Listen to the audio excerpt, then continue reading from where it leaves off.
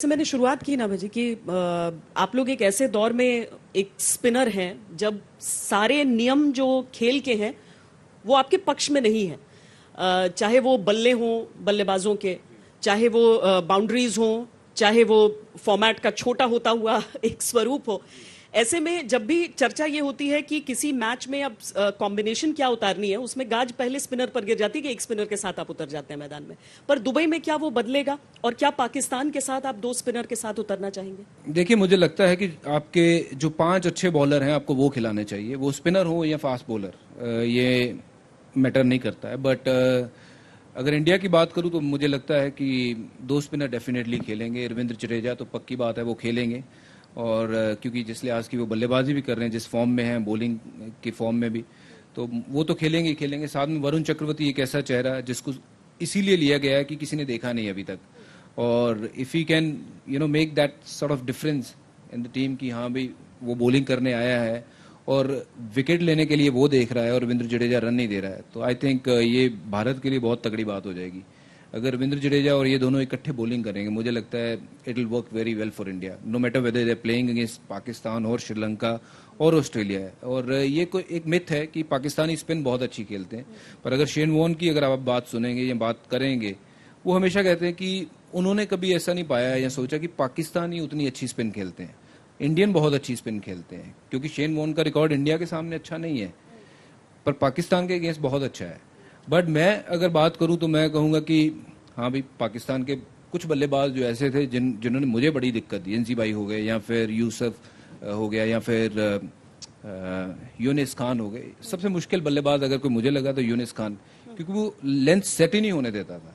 पर यही है कि डिफरेंट बॉलर की मेंटालिटी डिफरेंट। अब शेन वॉर्न को वही बल्लेबाज आसान लगते थे, मुझे मुश्किल लगते हैं, तो अपनी अपनी सोच की बात है। वही अगर आप स्पिनर के जरिए मैं देखता हूँ, अगर अटैकिंग मोड में नहीं रहोगे, विकेट लेने के जोन में नहीं रहोगे, वो आप किसी भी टीम के साथ खेलो तो फिर मुश्किल होगी। तो वरुण को मैं एक ही चीज बोल के आया हूँ कि you are attacking spinner and you need to look to take wickets, even if you go for 30 to 40 run, कि अपने 4 ओवर में 45 रन भी पड़ जाए, पर 4 विकेट ले जा।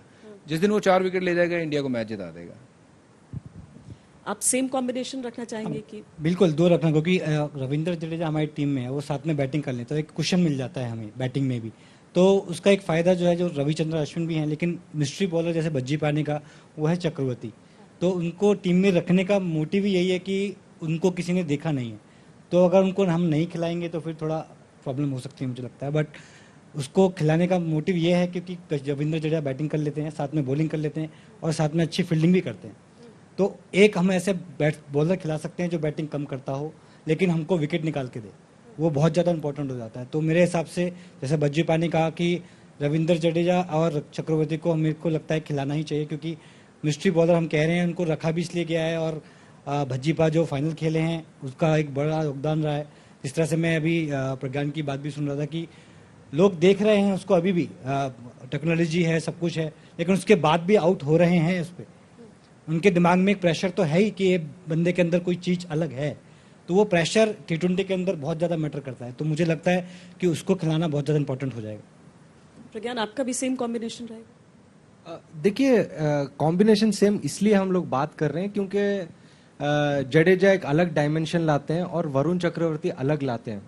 वरुण चक्रवर्ती का ये है कि वो आपको on like any situation wicket taking ability लाके एक सामने रखते हैं, तो वो उनको वैसे बॉलिंग करना चाहिए।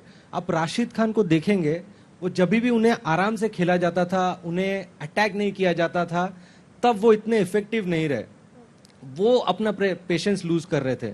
तो ये एक चीज मुझे लगता है वरुण को ध्यान रखनी चाहिए, क्योंकि काफी सारे टीम क्या करेंगे, अगर इनके साथ अलग रणनीति लेंगे कि इनको अटैक नहीं करना, इन्हें विकेट नहीं देना, ये विकेट लेने के लिए खेल रहे हैं, तो फिर अलग हो सकता है। पर अगर कॉम्बिनेशन की बात करें तो आप ये कॉम्बिनेशन बड़ा अच्छा है। क्योंकि तमाम जो मिथ्स एसोसिएटेड रहते हैं, या फिर एक तरह से कहूं तो स्टीरियोटाइपिंग जो एसोसिएटेड रहते हैं अलग अलग किरदारों से, उसी वजह से मुतैया मुरलीधरन को भी ये कहना पड़ा था कि मैं टेस्ट मैच में भी रन रोकने के लिए वो बॉलिंग नहीं कर रहा हूं, बल्कि मैं विकेट लेने के लिए कर रहा हूं। तो यहां पर आप कह रहे हैं कि वरुण चक्रवर्ती को इस चीज का ध्यान रखना पड़ेगा। बिल्कुल, उन्हें जब वो गेंदबाजी करने आए वो विकेट लेने के लिए बॉलिंग करे, क्योंकि सामने वाला बैट्समैन अलग स्ट्रैटेजी करेगा। देखिए आप 2-3 प्लान रखते हैं अपने लिए, एक प्लान के साथ आप नहीं जाते हैं, तो जब पहला प्लान काम नहीं करता तो दूसरे प्लान पे जाते हैं। तो दूसरा प्लान क्या होता है कि वरुण चक्रवर्ती को अगर हम विकेट ना दें जो उनका प्लान ए है, तो फिर आप उनके आगे निकल जाते हैं। तो वो चीज वरुण को समझनी पड़ेगी, क्योंकि स्ट्रैटेजी चेंज होती रहती है।